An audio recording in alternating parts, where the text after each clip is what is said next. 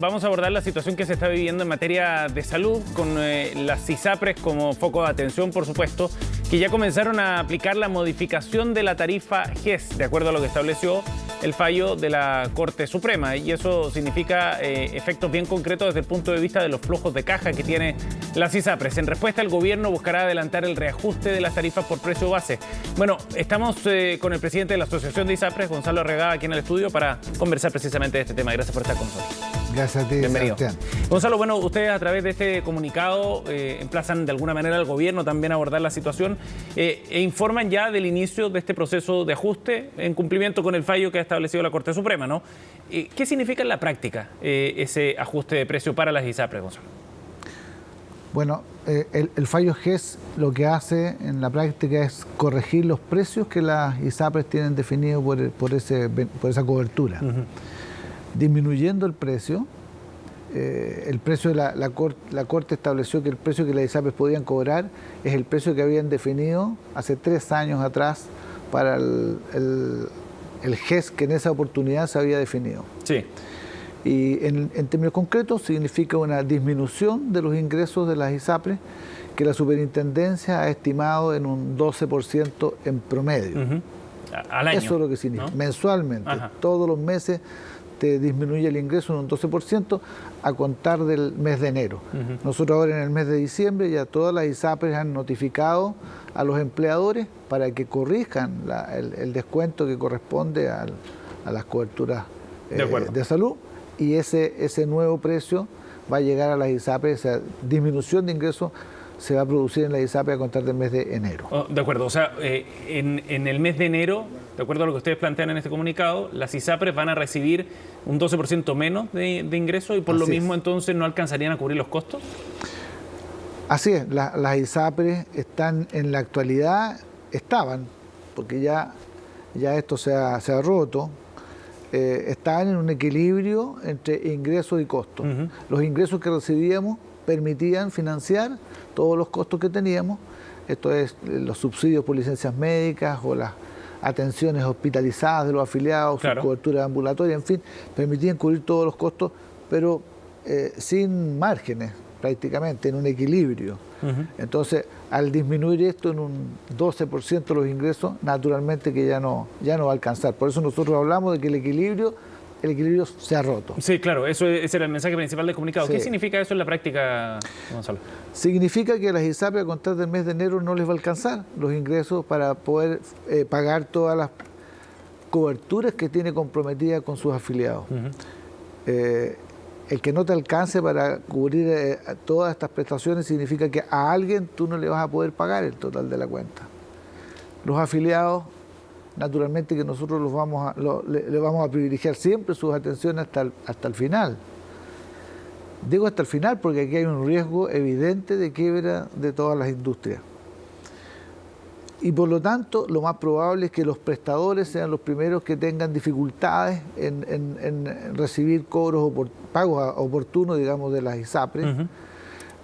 Y hemos señalado que también es probable, por lo tanto, que los prestadores, al ver que no hay un financiamiento suficiente para las atenciones que ellos otorguen, eventualmente pueden tomar algunas decisiones al respecto. Gonzalo, ahora vamos despejando algunas dudas, porque usted decía que se rompe, o lo que plantea la ISAPRES más bien, que se rompe cierto equilibrio, ¿no?, que tenía el sistema. Sin embargo, en el primer semestre del 2023, las ISAPRES obtuvieron ganancias por cerca de 9.000 millones de pesos. ¿Cuánta holgura les da eso, digamos, para poder enfrentar un escenario donde bajan los ingresos en un 12%? Bueno, las ISAPRES tienen una utilidad, en el último balance que existe es a septiembre, ¿ya? Y existía una utilidad de 13.000 millones. 13.000 millones es el 0,02% de los ingresos. 0,02. Y aquí estamos hablando de que disminuyen los ingresos en un 12%. Tú entenderás, digamos, lo que eso significa. Todas las ISAPRES quedan a pérdida. Ninguna de las ISAPRES va a poder cubrir sus costos. Eso es lo que significa. O sea, las utilidades no son suficientes para cubrir ni una parte de lo que dejaría de ingresar. Equivalen al 0,02 y los ingresos disminuyen un 12%. De acuerdo. ¿No? Esa utilidad, en realidad estamos en un equilibrio. Gonzalo, ahora desde el punto de vista de lo que viene hacia adelante, una de las alternativas que ha planteado también el regulador es la posibilidad de que esto se solucione por la vía de aumentos de capital también, ¿no? Que eso supone que los dueños de las ISAPRES sean los que se metan la mano al bolsillo para cubrir esa diferencia en este proceso de ajuste hasta alcanzar un nuevo equilibrio, digamos. ¿Qué factibilidad hay de eso también? Mira, la pregunta es si es que va a existir un nuevo equilibrio. Yo creo que esa ¿Por qué lo dudas? Lo dudamos porque en realidad lo que ha sufrido la industria durante muchos años han sido dos fenómenos. Primero, una falta de certeza jurídica desde el 2010 y en el último tiempo, producto de los fallos de las Cortes, un quiebre en el equilibrio financiero. En el año 2010, el Tribunal Constitucional señaló que la legislación por la cual nosotros nos regíamos, con la cual nosotros habíamos creado los planes que ofrecíamos a las personas, habían varios artículos que eran inconstitucionales. Y por lo tanto quedamos en una incerteza jurídica desde ese momento, desde el año 2010. Y los colegisladores a los cuales les correspondía haber resuelto eso, durante 13 años no lo hicieron. Hasta que llegó el momento en que la Corte, después de tener miles de reclamos de los afiliados que señalaban que se le estaba cobrando mediante una tabla que en realidad se había declarado inconstitucional, la Corte resuelve esto en un fallo que tiene algunas características especiales. Decide que la tabla nueva que había creado la Superintendencia en el 2019 era la única válida y que debía reemplazarse hacia atrás, con efecto retroactivo. Exacto, desde 2019. De todas las tablas anteriores. Entonces, eso genera de la incerteza jurídica, pasamos a el rompimiento del equilibrio financiero. De acuerdo, pero ahora estamos a puertas de buscar una reforma con una ley corta que permita esa nueva certeza, digamos, ¿no? Bueno, efectivamente. Entonces, se generan dos fallos, el fallo de tablas y el fallo de GES. La comisión técnica que constituyó la Comisión de Salud del Senado estimó que los ingresos de las compañías se disminuían producto de estos dos fallos en un 22% de los ingresos. Un 22% de los ingresos de las compañías, con lo cual obviamente que el equilibrio financiero no existe. Y propuso una solución, es decir, buscó justamente lo que tú señalabas, que se pudiera lograr un equilibrio financiero, se pudiera recomponer eso hacia adelante, hacia el futuro. Y en la proposición de soluciones que se le hizo al gobierno, el gobierno tomó algunos de los elementos. Sí. Algunos los acogió y los convirtió en indicaciones a la ley corta, pero algunos otros elementos no los consideró. Como el de la mutualización. Como el de la mutualización, por ejemplo. Entonces, no tenemos certeza nosotros que la ley corta que finalmente se apruebe efectivamente logre el equilibrio financiero. No lo sabemos. Estará por verse si en definitiva eso se logra. ¿De qué depende? Bueno, del gobierno, porque en realidad... No, pero ¿de qué depende que se logre ese equilibrio financiero? ¿Por qué los números no calzan o no les dan esa certeza a las indicaciones que presentó el gobierno? El gobierno, al tomar algunas de las propuestas de la Comisión Técnica y no otras, lo que hizo fue alterar la forma en que esta Comisión Técnica había creado la solución. Esa solución que creó la Comisión Técnica era una solución de equilibrios entre pasivos y los nuevos flujos.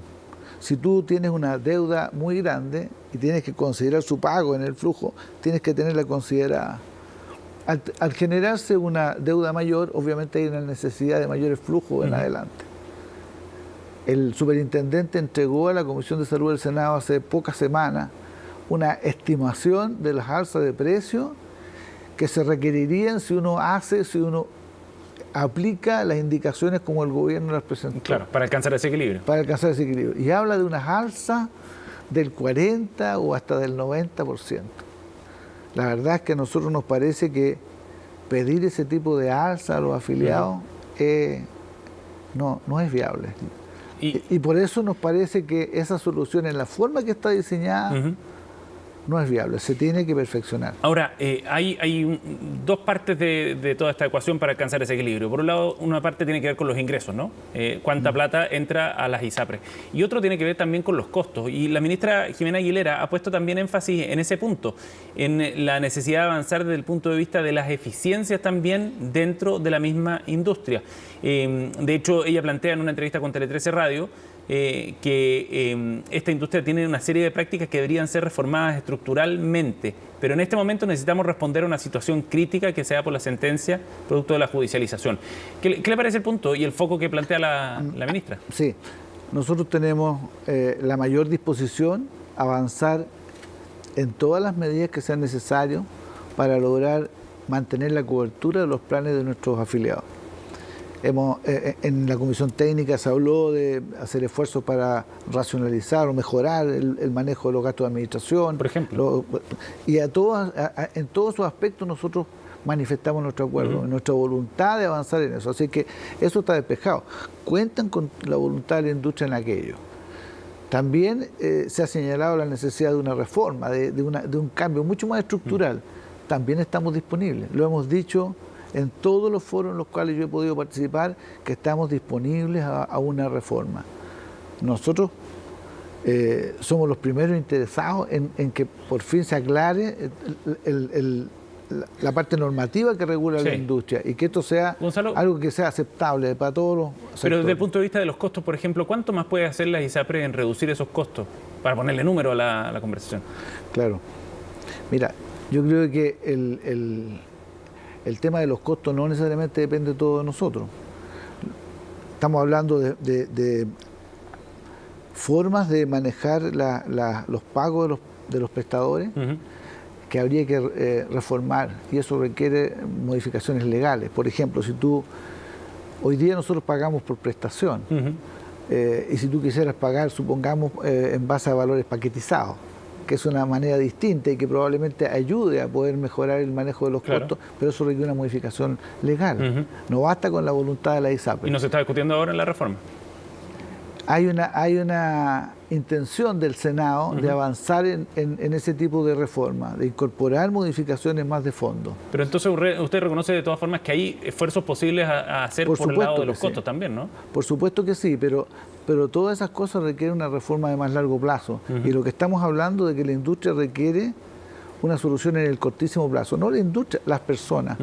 Porque al final, si nosotros no tenemos una solución en el corto plazo, la industria podría quebrar, con efectos perniciosos para los prestadores y para las personas. Entonces no vamos a llegar al momento de hacer una reforma de fondo. Ahora, de todas maneras, hay un punto político, Gonzalo, bien importante que tiene que ver con por qué llegamos a este punto, ¿no? El negocio de la ISAPRES ha sido un muy buen negocio durante un par de décadas, por lo menos. Ha sido un negocio atractivo también para inversionistas extranjeros que han llegado al negocio de la ISAPRES acá en Chile. Y se obtuvieron todas esas utilidades y esos resultados positivos para los dueños de las ISAPRES en base a un sistema que sencillamente lo favorecía y a un sistema de judicialización también que fue propiciado de alguna forma por las mismas ISAPRES. Por lo tanto, también se puede entender las aprensiones de que con esta reforma se transforme en un salvataje para la ISAPRES. Es lo que dudan muchos parlamentarios, que no quieren que esto sea un perdonazo también para aseguradoras que por varias décadas, insisto, tuvieron resultados muy, muy buenos. Hay varias afirmaciones ahí en tus comentarios. Pero yo te diría lo siguiente. Las ISAPRES no buscan salvataje. De ningún tipo de salvataje. Lo único que queremos es que haya certeza jurídica, reglas del juego claras con las cuales nosotros podamos funcionar y que haya equilibrio financiero. Ninguna actividad económica puede funcionar si no tiene reglas del juego claras y si los ingresos que tiene para desarrollar su actividad no le permiten cubrir sus costos. Esas son las cosas que nosotros buscamos que se busquen. Si tú tienes una actividad que tiene una pérdida asegurada para siempre, ¿de qué manera podrías tú pedirle a los dueños que hagan aportes de capital para una actividad que está a pérdida para siempre?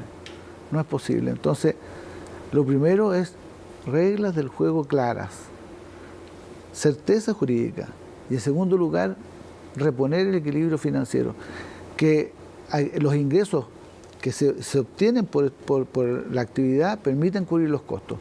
Sobre esa base, que es una base mínima de cualquier actividad económica, naturalmente que las compañías van a estar dispuestas a hacer todo el esfuerzo que corresponda. De acuerdo, pero usted entiende también el efecto que genera el haber participado de una actividad y una actividad económica como la de las ISAPRES, con resultados muy positivos para los dueños, insisto en ese punto, sí, déjame, sobre la base de un sistema que está en la práctica sobre ese punto, con un vacío legal importante. Sí, efectivamente, desde el año 2010 estamos con un vacío legal, tal como tú lo has reconocido. Mira, las ISAPRES, tú dices ISAPRES extranjeras, es verdad, existen 3 compañías extranjeras dentro de las 5 y ninguna de ellas lleva más de 9 años. Entonces, no es tan claro eso de que ¿cuántos años de pérdida, utilidad, ¿te fijas? ¿Cuántos años de pérdida ha tenido las ISAPRES en los últimos 20 años? En los últimos... en el total del sistema. Está bien, tú me decías, por ejemplo, esto de los inversionistas extranjeros. Pero ¿cuántos años de pérdida ha tenido? Para que aclaremos ese punto, mira, esos inversionistas extranjeros llegaron hace 8 años atrás. Sí. ¿Y por qué llegaron a Chile? Si yo hago el neto de los resultados de esos inversionistas extranjeros, no han ganado plata. ¿Pero por qué llegaron a Chile? Llegaron porque creyeron en un país que tenía reglas que fundamentalmente porque se cumplían. Por eso vienen los inversionistas, ¿no? y que el equilibrio financiero existía en este negocio, como dices tú. Bueno, en este sector económico, ese equilibrio financiero se rompió y la certeza jurídica también. Entonces, pero los fallos lo que hacen es dar la certeza jurídica. Los 2 fallos cierran la puerta a la judicialización. El Tribunal Constitucional lo que dice es que las reglas con las cuales operaban las ISAPRES son inconstitucionales y nadie las corrige durante 13 años. ¿Y qué rol tuvieron las ISAPRES en que no se cerrara ese proceso político? Allí yo reconozco que tenemos un pecado. Nosotros debíamos haber reclamado con mucha más fuerza la falta de certeza jurídica desde esa época. Y no lo hicimos con la fuerza del caso. Yo creo que ahí tenemos evidentemente un error. Gonzalo, ahora volviendo al presente y a la discusión política, el presidente Gabriel Boric la semana pasada fue bien claro en decir que ellos no están propiciando ni buscan tampoco una caída del sistema, ¿no? Ni que colapse el sistema de ISAPRES. Sí. ¿Usted ve un correlato entre el mensaje del presidente y las acciones que el gobierno está tomando para llegar a ese punto de solución? Bueno, primero, valorar las palabras del presidente. Yo creo que valoramos el que él se haya preocupado de este tema y haya señalado que no se busca la quiebra de la industria y que se debe reponer el equilibrio. La verdad es que nosotros es un tema que valoramos, pero sin embargo tenemos que hacer presente que hasta ahora al menos las soluciones que se han presentado no permiten conseguir lo que el presidente ha señalado. No hay un correlato entonces. No. Yo diría que está por verse, todavía está por verse. La verdad es que nosotros mantenemos la esperanza de que el presidente genere soluciones adecuadas, que el gobierno que él dirige en la práctica efectivamente reponga el equilibrio tal como lo ha señalado. ¿Y eso depende fundamentalmente del gobierno? Hoy día también depende de una situación política, digamos, en el Congreso más compleja. ¿Cómo ve lo que está ocurriendo en el Senado, por ejemplo, Gonzalo? Claro, yo creo que la iniciativa es del gobierno, porque los senadores o los diputados en su momento no tienen iniciativa en esta materia. No pueden ellos presentar proyectos de ley. Sí. La iniciativa es del gobierno y la iniciativa tiene que ser razonable.